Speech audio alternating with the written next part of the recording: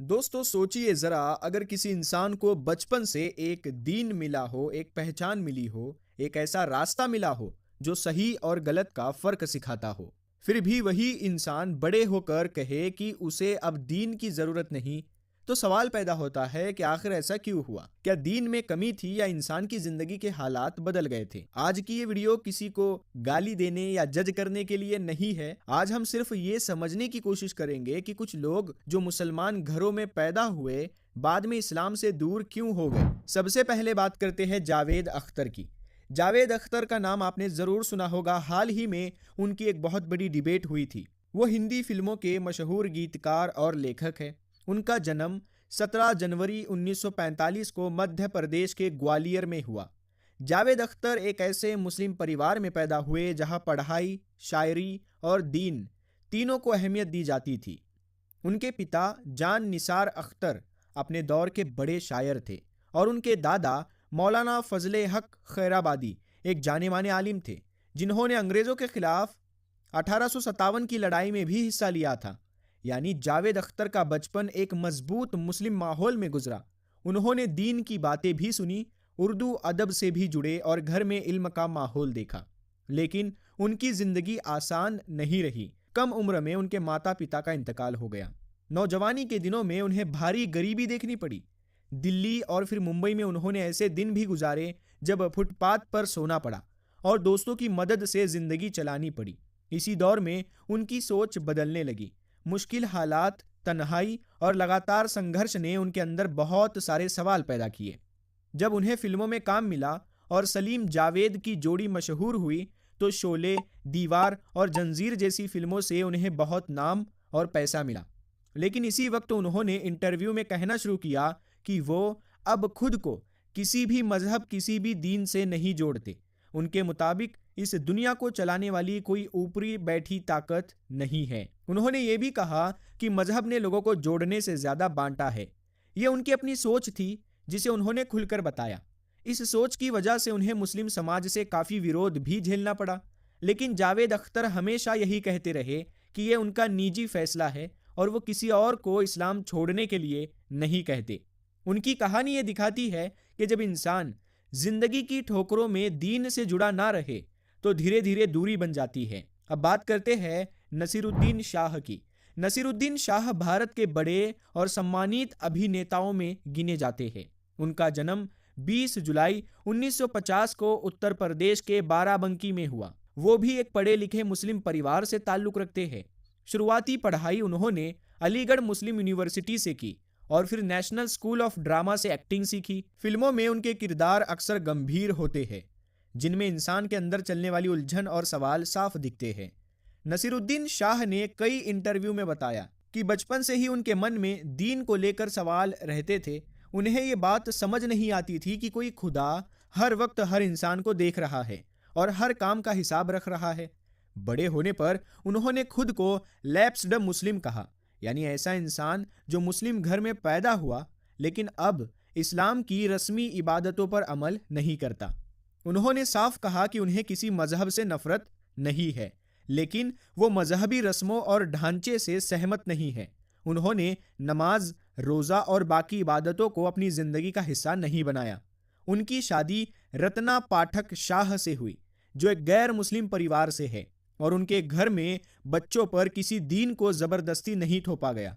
नसीरुद्दीन शाह की कहानी भी यही बताती है कि जब सवाल तो होते हैं लेकिन दीन से जुड़े जवाब नहीं खोजे जाते, तो इंसान धीरे धीरे यकीन से दूर होता चला जाता है। सवाल बढ़ते हैं, सोच तेज होती है, लेकिन दिल का सुकून कम होता चला जाता है। यहीं पर एक बात समझने की जरूरत है। इस्लाम सवाल पूछने से नहीं रोकता, बल्कि सवालों को सही रास्ता दिखाता है। जब इंसान दीन से जुड़ा रहता है तो उसके सवाल उसे भटकाते नहीं, बल्कि मजबूत करते हैं। लेकिन जब इंसान दीन से कट जाता है तो सवाल उसे बेचैन कर देते हैं। यही फर्क इस्लाम से जुड़े रहने और इस्लाम से दूर होने के बीच साफ नजर आता है। अब बात करते हैं तस्लीमा नसरीन की। तस्लीमा नसरीन का जन्म 25 अगस्त 1962 को उस इलाके में हुआ जो उस वक्त मशरिक पाकिस्तान कहलाता था और बाद में बांग्लादेश बना। वो एक पढ़े लिखे मुस्लिम घर में पली बढ़ी। उनके पिता डॉक्टर थे और घर में किताबें पढ़ने और पढ़ाई करने का माहौल था। तस्लीमा नसरीन ने खुद मेडिकल की पढ़ाई की और कुछ वक्त तक डॉक्टर के तौर पर काम भी किया, लेकिन धीरे धीरे उनका मन लिखने में ज़्यादा लगने लगा और वो शायरी और लेखन की तरफ आ गई। शुरुआत में वो समाज की बात करती थी, औरतों की परेशानी, घरेलू जुल्म और नाइंसाफ़ी जैसे मुद्दों पर लिखती थी। बहुत से लोगों को उनकी बातें सही भी लगी, लेकिन वक्त के साथ उनके लिखने का अंदाज बदलता गया। उन्होंने मजहब को लेकर सवाल उठाने शुरू किए, ख़ास तौर पर इस्लाम को लेकर। तस्लीमा नसरीन का कहना था कि उनके तजुर्बे में मजहब औरतों को बराबरी नहीं देता। यही सोच उन्हें धीरे धीरे दीन से दूर ले गई। उन्होंने खुद ये कहा कि उनका इस्लाम से हटना किसी एक घटना की वजह से नहीं हुआ, बल्कि ये एक लंबा सफ़र था जिसमें उनकी सोच बदलती चली गई।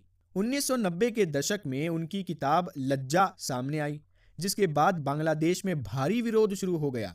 उन पर इल्ज़ाम लगे, धमकियां मिली और हालात ऐसे हो गए कि उनकी जान को खतरा महसूस होने लगा।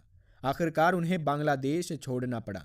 उसके बाद वो कई देशों में रही और आखिर में हिंदुस्तान में आकर रहने लगी।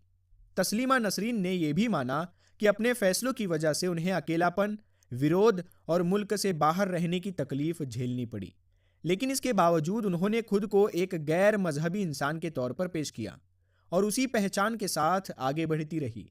उनकी कहानी ये दिखाती है कि जब इंसान मजहब को लोगों के गलत बर्ताव के साथ जोड़ देता है तो कई बार वो पूरे दीन से ही दूर हो जाता है। अब बात करते हैं इरफान हबीब की। इरफान हबीब का जन्म 2 अप्रैल 1931 को उत्तर प्रदेश में हुआ। वो भी एक मुस्लिम परिवार से ताल्लुक़ रखते थे, लेकिन उनके घर में सबसे ज़्यादा जोर पढ़ाई और सोच पर दिया जाता था। उनके फादर मुहिब्बुल हसन खुद एक मशहूर इतिहासकार थे और अलीगढ़ मुस्लिम यूनिवर्सिटी से जुड़े हुए थे। इरफान हबीब की पढ़ाई भी अलीगढ़ में हुई और आगे चलकर वो वही इतिहास के प्रोफेसर बने।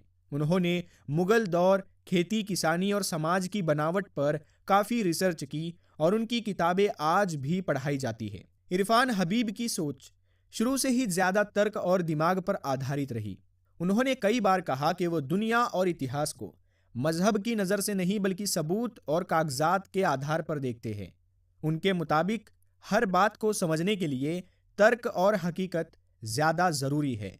इसी वजह से उन्होंने खुद को ईश्वर में यकीन न रखने वाला इंसान बताया। इसके बावजूद उन्होंने कभी इस्लाम या किसी और मजहब के खिलाफ गाली गलोच या बुरी जुबान इस्तेमाल नहीं की।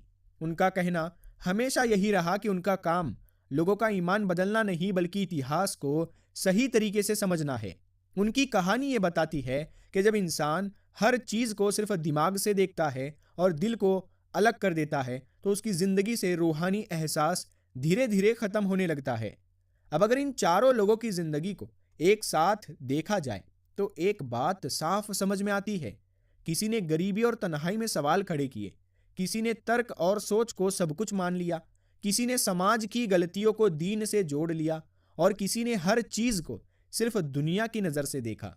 हर किसी की वजह अलग थी, लेकिन नतीजा लगभग एक जैसा रहा, दीन से दूरी। यहीं पर इस्लाम की असली खूबसूरती सामने आती है। इस्लाम इंसान को सोचने से नहीं रोकता बल्कि सोच को सही दिशा देता है। इस्लाम ये नहीं कहता कि सवाल मत पूछो, बल्कि ये सिखाता है कि सवाल के जवाब कहाँ तलाश करने हैं। जब इंसान इस्लाम से जुड़ा रहता है तो मुश्किल वक्त में उसे सब्र मिलता है, दिल को सुकून मिलता है और ये यकीन रहता है कि ज़िंदगी बेमकसद नहीं है। लेकिन जब इंसान इस्लाम से दूर हो जाता है तो बाहर से भले ही वो आज़ाद और कामयाब दिखे, मगर अंदर एक खालीपन रह जाता है। सवाल बहुत होते हैं, लेकिन दिल को ठहराव नहीं मिलता। इस वीडियो का मकसद किसी को जज करना नहीं है, मकसद सिर्फ ये है कि हम दूसरों की कहानियों से सबक लें और अपने ईमान की कदर करें। हिदायत अल्लाह के पास है, हमारा काम सिर्फ इतना है कि हम सच को समझें, उस पर टिके रहे और आखिरी सांस तक अपने रब से जुड़े रहे। अल्लाह हम सब को सही रास्ते पर चलने की तौफीक दे। आमीन अल्लाहुम्मा आमीन।